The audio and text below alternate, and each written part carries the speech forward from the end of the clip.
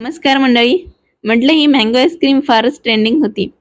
चला करून तरी बघूया कशी होती ते. आज मँगो आईस्क्रीम खाण्याचं फारच मन होत होतं. म्हटलं घरी आंबे आहेच तर मँगो फ्लेवर बनवायला काय हरकत आहे. तर मी घेतलाय आंबा. त्याची कोय छानपैकी काढून घ्यायची आहे आणि आंब्यापासून विलग करायची आहे. फार इझी रेसिपी आहे. मँगोची कोय काढून टाकल्यानंतर मँगो मधला सगळा जो रस आहे तो यात टाकायचा आहे. छानपैकी मँगोचा पूर्ण रस एकत्र करून घ्यायचा आहे. मी मस्तपैकी अमूलचं व्हॅनिला फ्लेवर घेतले.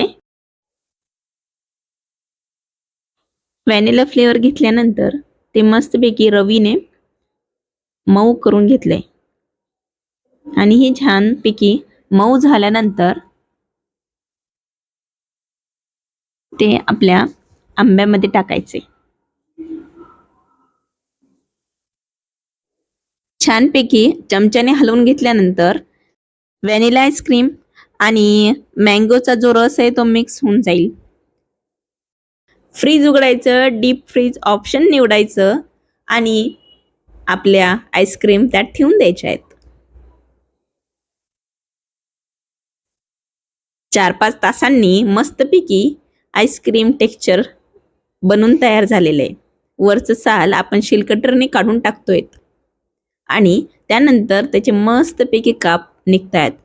व्हिडिओ कसा वाटलाय कमेंटमध्ये नक्की सांगा. आणि हो, चॅनलला अजून सबस्क्राईब केलेलं नसेल तर नक्की सबस्क्राईब करा.